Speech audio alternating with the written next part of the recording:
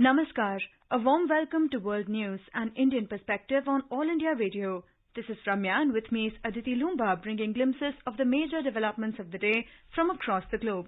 Over the next half an hour, we shall bring you the latest from the world of politics, economy, sports, entertainment and more. The headlines. India's Prime Minister Narendra Modi asserts G20 will act as a catalyst for global change under India's presidency. G20 leaders resolved to jointly fight global hunger. India and France review cooperation in defence, civil nuclear, trade and investment. Prime Minister Modi also held talks with leaders from Singapore, Germany, Italy, Australia and UK. Britain approves 3,000 work visas for young Indian professionals. Mass protests erupt in Pakistan's port city of Gwadar over Chinese project. UK inflation hits 41-year high. NASA launches Artemis mission on a test flight to the moon. Paddler Sharat Kamal becomes first Indian player elected to the International Table Tennis Federation.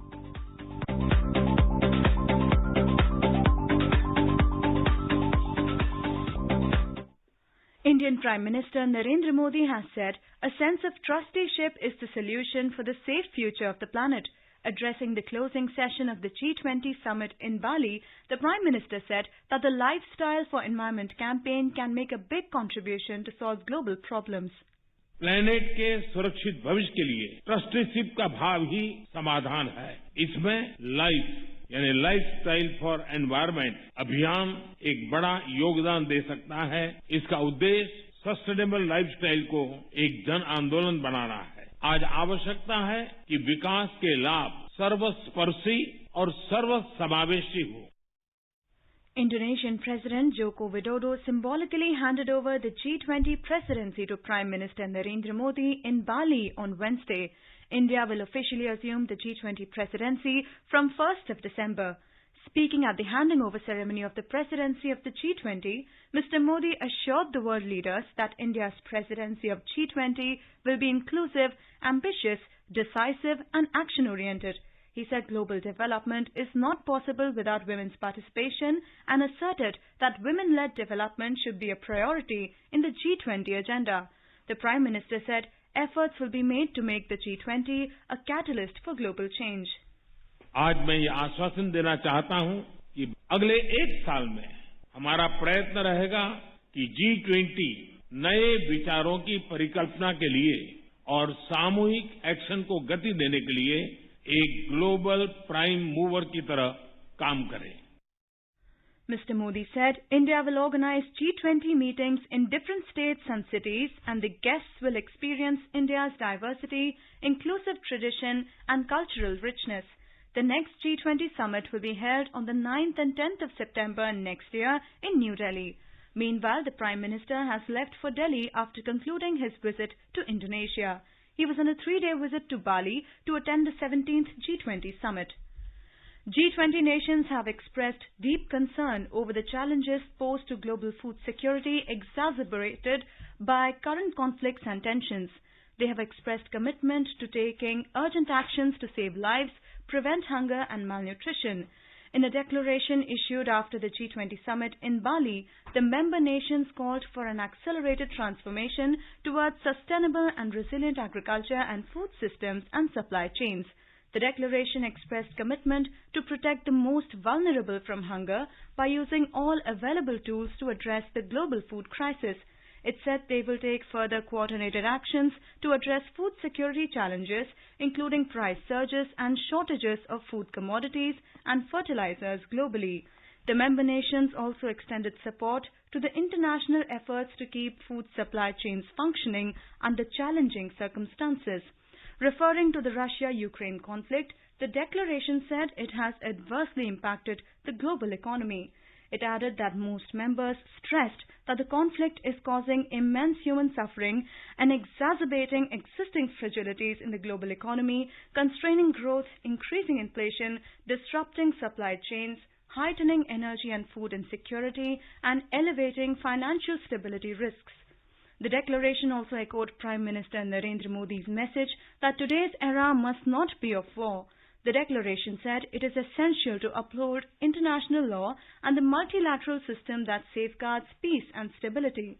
It added that the use or threat of use of nuclear weapons is inadmissible and the peaceful resolution of conflicts, efforts to address crisis, as well as diplomacy and dialogue are vital.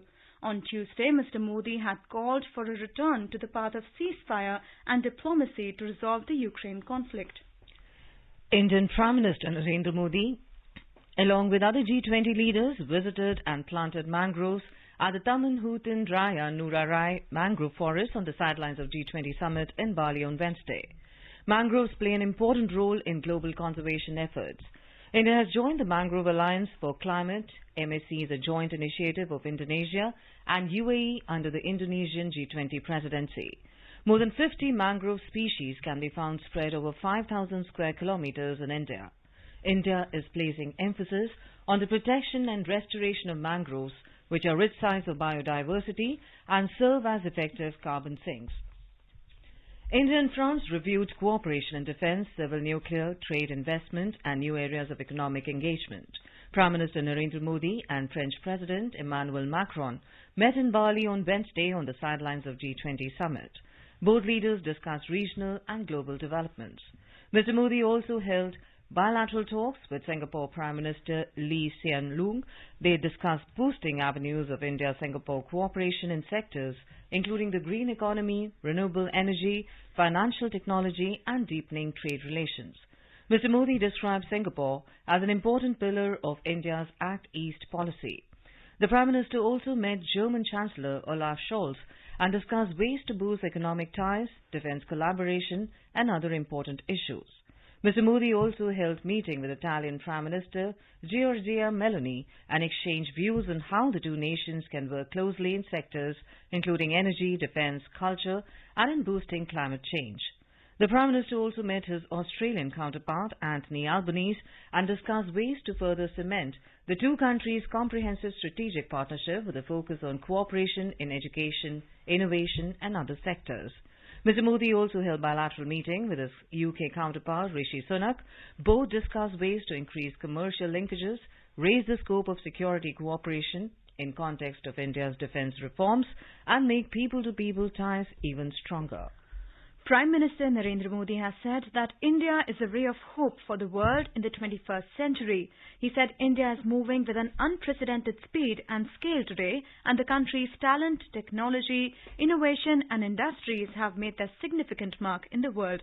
Addressing the Indian community in Bali, Indonesia, the Prime Minister said the country's self-sufficiency in medicines and vaccines during the COVID pandemic benefited the world.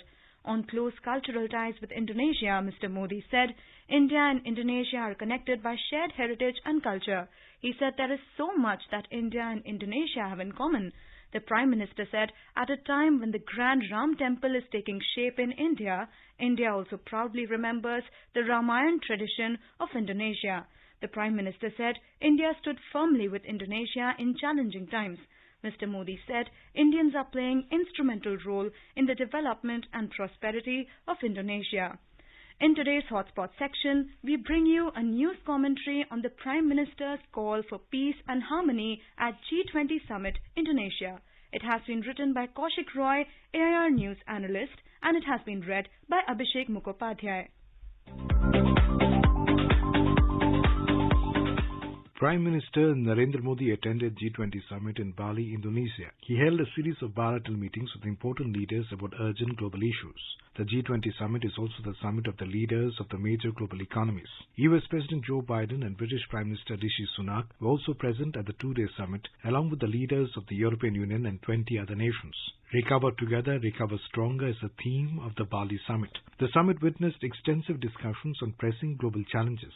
Upon his arrival at the Bali airport, Prime Minister Modi was given a traditional and colourful welcome. Prime Minister expressed his satisfaction for the chance to speak with world leaders about important issues during his visit. Ahead of his departure from Delhi to Bali in summit, Mr. Modi said he will have extensive discussions with other G20 leaders on key issues of global concern, such as reviving global growth, food and energy security, environment, health and digital transformation. Prime Minister Modi also reviewed the development of India's bilateral relations during meetings with leaders leaders of a number of other G20 summit participants. On the 1st of December 2022, India will hold the group's presidency for a year. Mr. Modi invited all G20 participants and other guests to the next summit to be hosted by India in 2023. The Prime Minister took part in the summit sessions on health and food and energy security. Speaking on the occasion, he heartily congratulated President Joko Widodo of Indonesia for giving effective leadership to the G20 in a challenging global environment. Climate change, the COVID pandemic, the developments in Ukraine,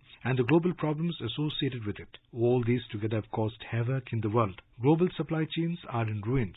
There is a crisis of essential goods all over the world. The challenge for the poor citizens of every country is more severe. Everyday life is already a struggle for them. They do not have the financial capacity. Due to the double whammy, they lack the financial capacity to handle it. We should also not hesitate to acknowledge that multilateral institutions such as the UN have been unsuccessful on these issues, and we have all failed to make suitable reforms in them. Therefore, currently the world has greater expectations from the G20. The relevance of a group has become more significant. Prime Minister Modi mentioned that he has repeatedly said that he would find a way to return to the path of ceasefire and diplomacy in Ukraine. Over the past century, the Second World War wreaked havoc in the world. After that, the leaders of that time made a serious effort to take the path of peace.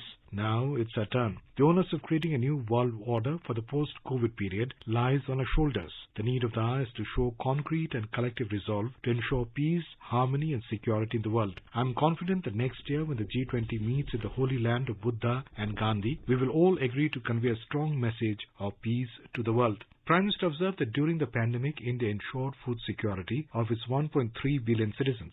At the same time, food grains were also supplied to many countries in need. The current shortage of fertilizers in terms of food security is also a huge crisis. Today's fertilizer shortage is tomorrow's food crisis, for which the world will not have a solution. We should build mutual agreement to maintain the supply chain of both manure and food grains stable and assured. In India, for sustainable food security, we are promoting natural farming and repopularizing nutritious and traditional food grains like millets. Millets can also solve global malnutrition and hunger. We all must celebrate the International Day of Millets with great enthusiasm next year. Mr. Modi said India's energy security is also important for global growth as it is the world's fastest growing economy. We must not promote any restrictions on the supply of energy, and stability in the energy market should be ensured. India is committed to clean energy and environment. By 2030, half of electricity will be generated from renewable sources. Prime Minister also remarked that time-bound and affordable finance and sustainable supply of technology to developing countries is essential for inclusive energy transition. During India's G20 presidency, we will work for global consensus on all these issues.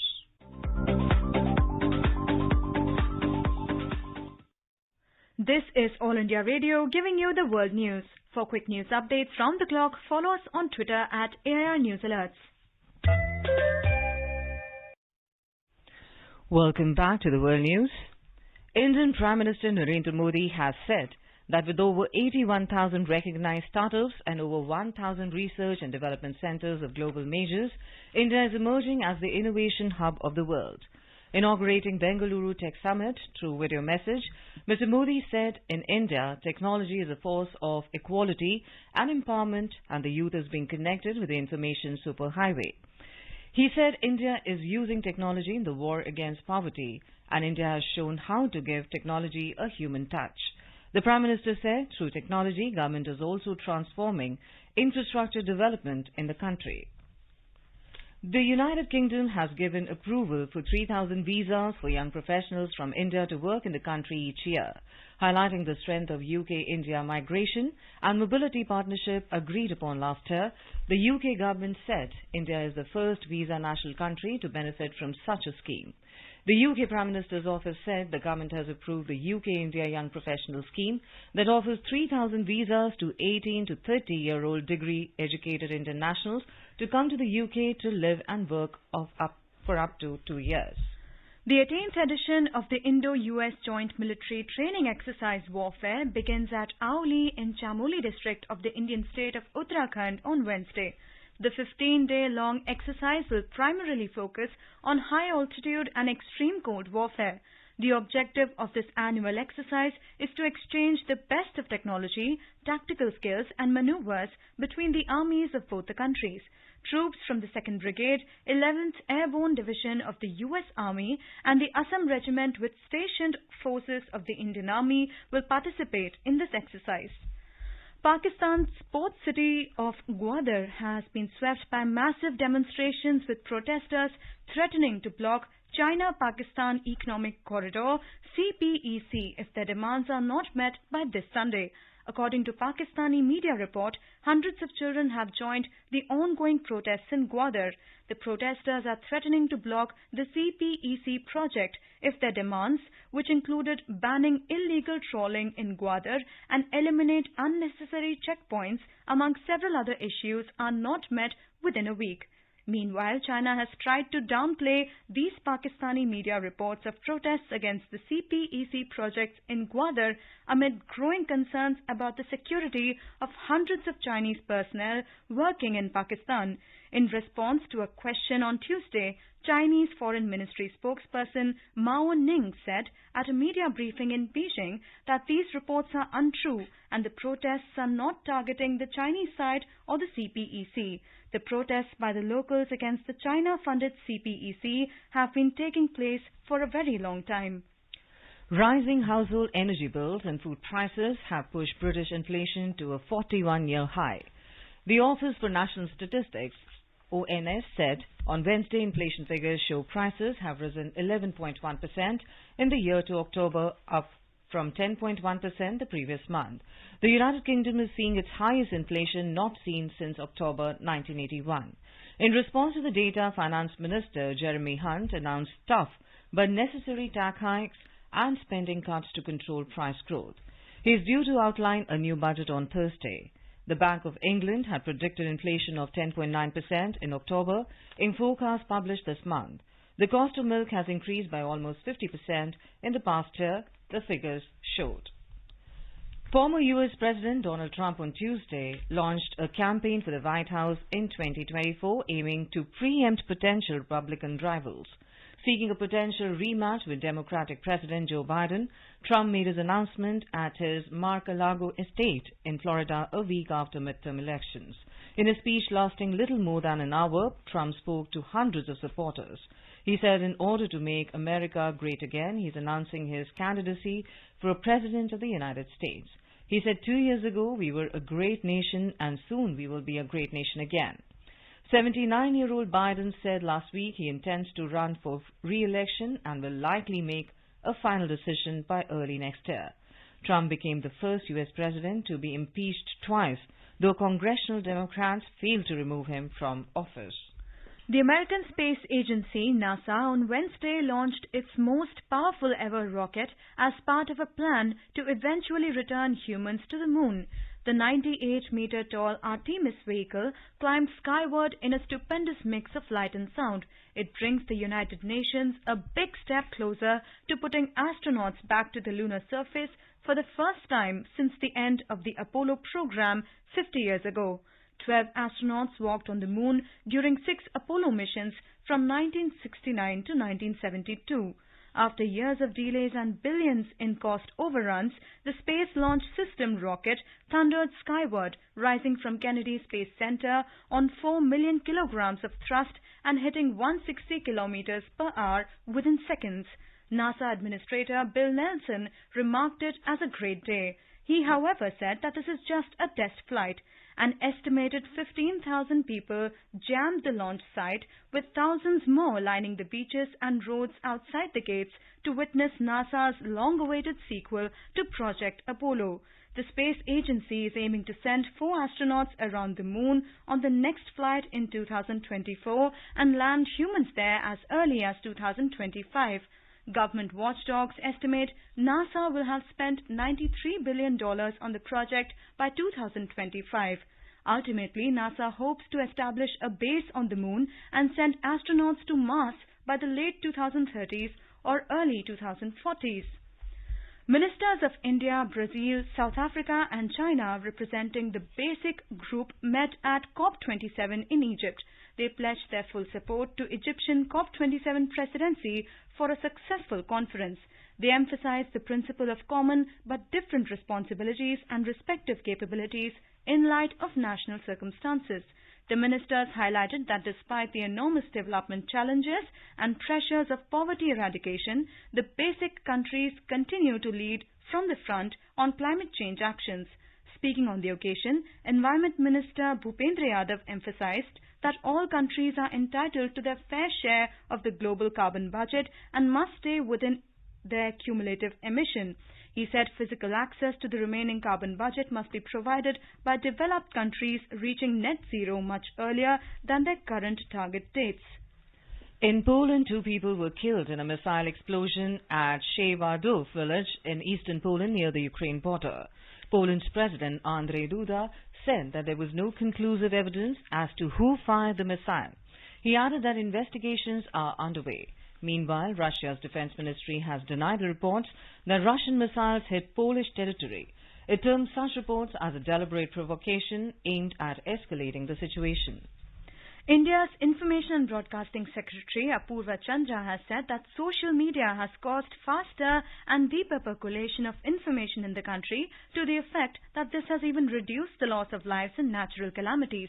Speaking at the first World Media Congress in Abu Dhabi, UAE on Wednesday, Mr. Chandra said that India has over 1.2 billion mobile phone users and 600 million smartphone users. He added that with very low data rates, this penetration of smartphones has resulted in users consuming high amount of information and entertainment via mobile devices. The Secretary congratulated the United Arab Emirates for holding the first ever such Congress. He said that India has a lot in common with the host country. India Information and Broadcasting Minister Anurag Thakur has called upon media to play a greater and more constructive role in building the new India as the stature of the nation rises globally. Mr. Thakur was speaking at a function celebrating the National Press Day in New Delhi. He said a vibrant democracy like India needs a vibrant press. Mr. Thakur said the Press Council needs to encourage the promotion of diverse views, protection of women journalists and representation from the transgender community. The minister said much of the media governance structure is self-regulatory, but it is not a license to air and err internationally, as it can erode media's credibility. Speaking on the occasion, Minister of State for Information and Broadcasting, Dr. L. Murugan, cautioned that fake news is posing a very big threat to the society. The Ministry of Civil Aviation of India has said that wearing of masks is not compulsory during air travel, but passengers should preferably use them amid the declining number of coronavirus cases. Till now, the use of masks or face covers in flights was mandatory. The ministry added that the decision has been taken in line with the government's policy of a graded approach to COVID-19 management response. It said the in-flight announcements will only mention that in view of the threat posed by COVID-19, all passengers should preferably use masks or face covers. It said any specific reference to fine and penal action need not be announced. The key domestic indices today witnessed marginal gains. Both indices rose amid mixed cues from the global share markets. The Sensex closed near the 62,000 mark, while the Nifty settled above 18,400 level. A report from the business desk. The Sensex climbed 108 points or 0.17% to close at 61,981. The Nifty also added 6 points or 0.03% to end at 18,410. At the global stock markets, Asian stocks witnessed losses except Japan's Nikkei 225, which added marginally by 0.1%. Hong Kong's Hang Seng Index and China's Shanghai Composite Index both declined 0.5%. Singapore's Straits Times fell 0.3% and South Korea's Kospi slipped marginally by 0.1%. European shares were also down in intraday trade. Oil prices posted marginal gains, erasing early losses after a media report that a Liberian-flagged oil tanker was struck in an exploding drone attack off the Gulf of Oman. On the other hand, rising COVID-19 cases in China kept gains in a narrow range. In intraday trade, Brent crude was trading at $94 per barrel. Gaurang Dhawan Lal for World News, All India Radio. Jamaican Prime Minister Andrew Holness has declared a state of public emergency in parts of the capital, Kingston, and in some central and western parishes in an attempt to control rising crime linked to gang violence. States of emergency give authorities increased powers, including the ability to search buildings and carry out arrests without warrants. Tuesday's measures apply to areas that include popular tourist destinations such as Montego Bay. Holness said in a televised address that they have seen an increase in criminal activities and a threat to property and in some instances public disorder. Commissioner of Police Anthony Anderson said 1,360 murders registered in Jamaica between January the 1st and November the 13th, an increase of 6.8% over the same period in 2021. He said that gang violence was the reason for 71% of those murders. Star Indian paddler Achant Sharat Kamal has become the first player from India to get elected in the Athletes Commission of the International Table Tennis Federation. 8 athletes, including 4 male and 4 female, were elected from Asia, Africa, the America, Europe and Oceania and will serve in the Athletes Commission for 4 years from 2022 to 2026. In a release issued by the Table Tennis Federation of India, Sharat thanked the whole of Asia and all the voters for showering affection and faith on him. He also thanked the COA, Committee of Administrators, for forwarding his name to the International Table Tennis Federation. Sharat has already been selected for Major Dhyan Chand Khel Ratna Award, the country's highest sports recognition this year. He will receive the honour later this month. Now let us take a look at the major developments around the world as reported in the foreign press. The Guardian reports that Brazilian President-elect Lula addresses climate summit. The Financial Times and the Wall Street Journal report that NATO says missile that hit Poland was likely Ukraine air defense. Le Monde reports on how escalation was avoided after a deadly missile blast in Poland. The Washington Post writes that Twitter will need to be extremely hardcore, Musk says, telling staff to sign pledge or leave. Japan Times notes that foreign visitors to Japan doubled in October on border reopening, and the Jakarta Post in a lead says Indonesia hands G20 presidency to India. And now before we end, a quick look at the headlines once again. India's Prime Minister Narendra Modi asserts G20 will act as a catalyst for global change under India's presidency. G20 leaders resolve to jointly fight global hunger. India and France review cooperation in defence, civil nuclear, trade and investment.